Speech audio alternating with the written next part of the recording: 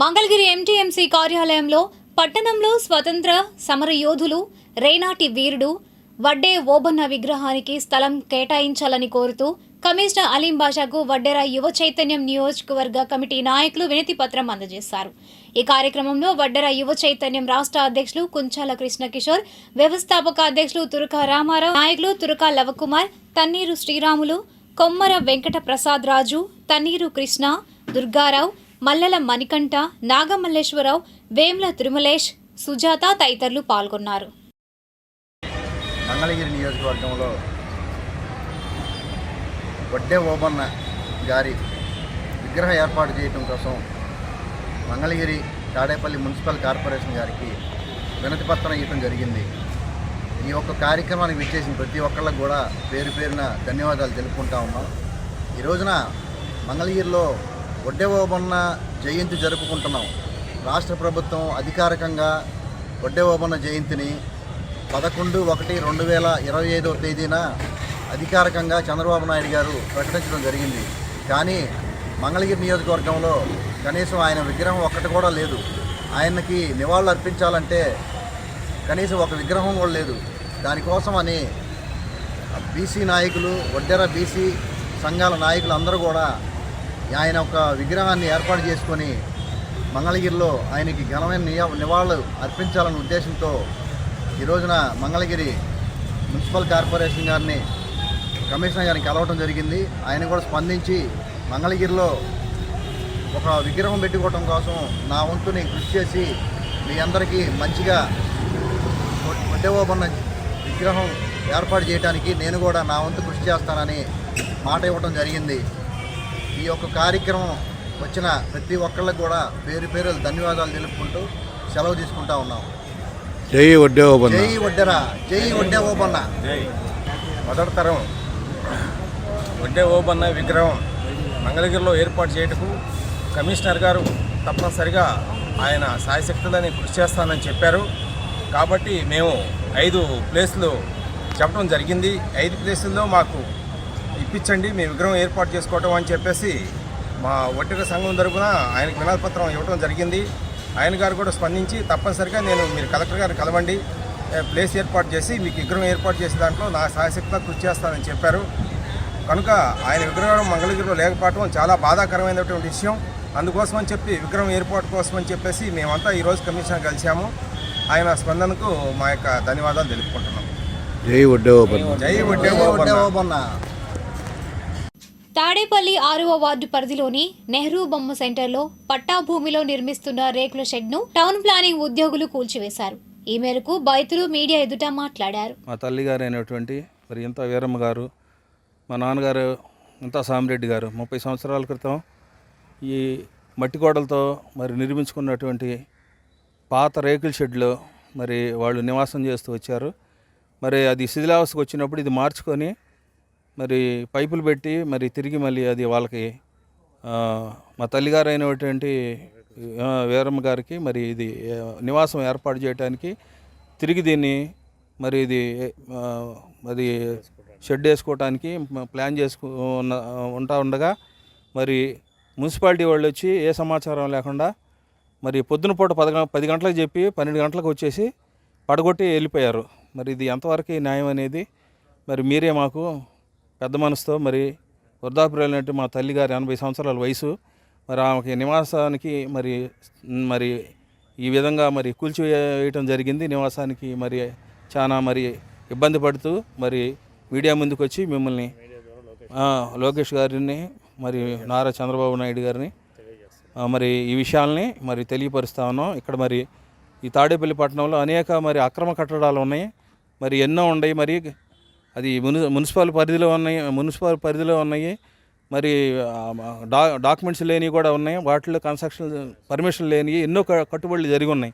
అవన్నీ కూడా వదిలేసి మాకు డాక్యుమెంటు పక్కాగా రికార్డు ఉన్న భూమిలో మరి ఒక 60 నుంచి 70 గజాల్లో ఉన్న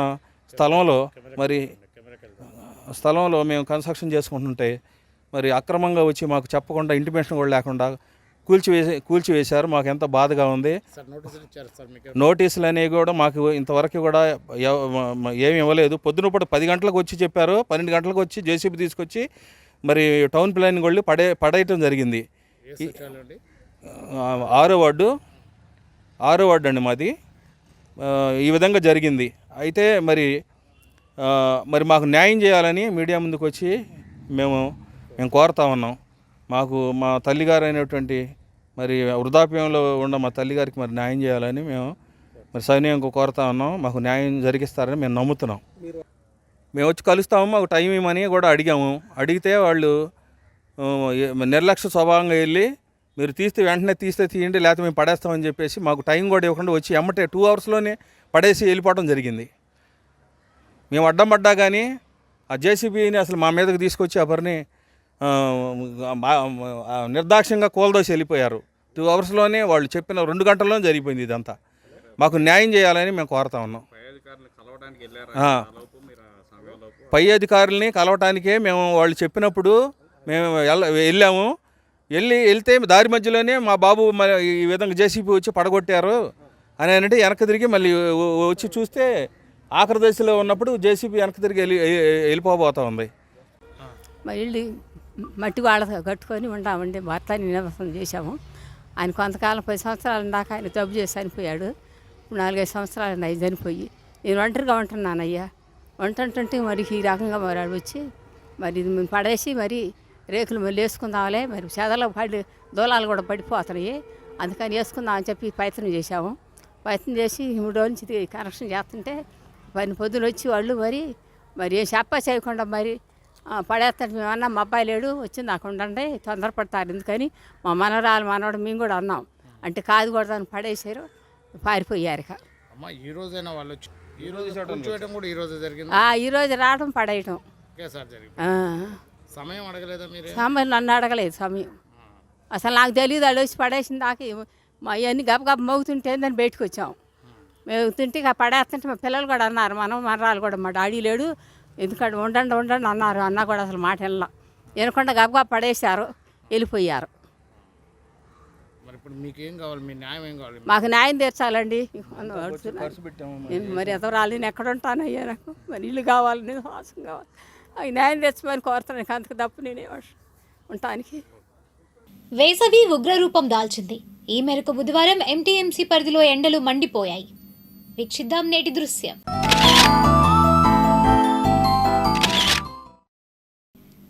దేశవ్యాప్తంగా ఎండలు మండిపోతున్నాయి. ఉత్తరాదిన అనేక రాష్ట్రాల్లో మంగళవారం ఉష్ణోగ్రతలు 44 డిగ్రీల సెల్సియస్ వరకు నమోదయ్యాయి. ఉత్తరప్రదేశ్లోని బంధాలో అత్యధికంగా 44.2 డిగ్రీల ఉష్ణోగ్రత రికార్డయింది. యూపీతో పాటు రాజస్థాన్, మధ్యప్రదేశ్, ఒడిశాలో ఈ తీవ్రత ఎక్కువగా ఉంది. అదే సమయంలో ప్రపంచంలో అత్యధిక ఉష్ణోగ్రతలు నమోదైన టాప్ 20 నగరాల్లో 19 మన దేశంలోనివే కావడం గమనార్హం. మరో 3 రోజులు ఇవే పరిస్థితులు కొనసాగుతాయని భారత వాతావరణ శాఖ ఐఎండీ తెలిపింది. ఈ సీజన్లో యూపీ, హర్యానా, జార్ఖండ్, రాజస్థాన్, మధ్యప్రదేశ్, గుజరాత్, మహారాష్ట్రాల్లో ఏప్రిల్ నుంచి జూన్ వరకు సాధారణానికి మించి వడగాల్పులు వీచే అవకాశాలున్నాయని ఐఎండీ చీఫ్ మృత్యుంజయ మహాపాత్ర తెలిపారు. వీటితో పాటు పశ్చిమ బెంగాల్, ఒడిశా, ఆంధ్రప్రదేశ్, తెలంగాణలోని కొన్ని ప్రాంతాల్లోనూ ఇవే పరిస్థితులు ఉంటాయని హెచ్చరించారు. మంగళవారం అత్యధిక ఉష్ణోగ్రతలు నమోదైన టాప్ 20 జాబితాలో యూపీలోని బందా, బీహార్లోని భాగల్పూర్, ఒడిశాలోని తాల్చేర్, పశ్చిమ బెంగాల్లోని అసన్సోల్ నగరాలు ఉన్నాయి. ఇక్కడ 44 డిగ్రీల ఉష్ణోగ్రత రికార్డయింది. వీటితో పాటు బీహార్లోని బెగుసారాయ్, మోతిహారీ, ముంగేర్, భోజ్పూర్, సివాన్లతో పాటు యూపీ, పశ్చిమ బెంగాల్లోని పలు ప్రాంతాల్లో ఉష్ణోగ్రతలు 43 డిగ్రీల వరకు రికార్డయ్యాయి. టాప్ 20 నగరాల్లో మన దేశంలో లేని ఏకైక నగరం నేపాల్లోని లుంబిని మాత్రమే కావడం గమనార్హం. మధ్యప్రదేశ్ చరిత్రలో తొలిసారిగా భోపాల్లో నైట్ హీట్ వేవ్, రాత్రిపూట వడగాల్పులు హెచ్చరికలు జారీ అయ్యాయి. ఎంటీఎంసీ పరిధిలో ప్రజలు తగు జాగ్రత్తలు తీసుకోవాలని అధికారులు కోరుతున్నారు.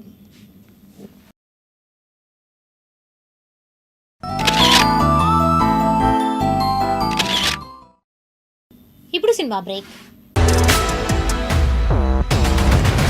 అది నాకేం చేసి ఉండదు, అదే చేస్తాం.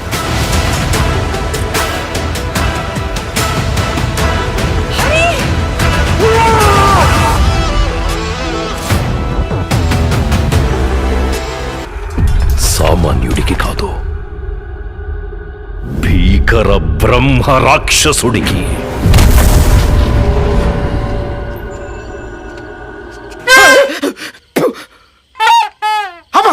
నువ్వు పెద్ద డిఎస్పీ అనుకుంటే వలయం నుంచి తప్పించుకోలేరు. తప్పించుకోవాలని చూసినా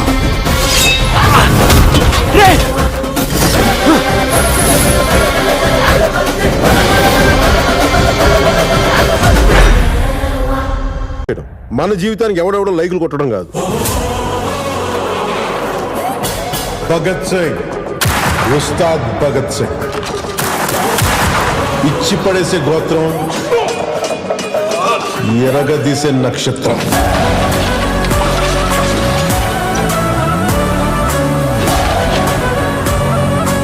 ఈ దేశపు మగవాడు బొట్టు పెడితే ఎలా ఉంటుందో చూస్తావా?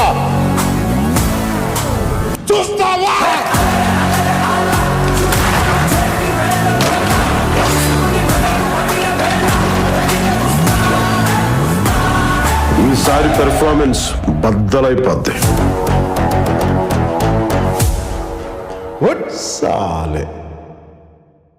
వార్తలు ముగించే ముందు ముఖ్యాంశాలు మరోసారి.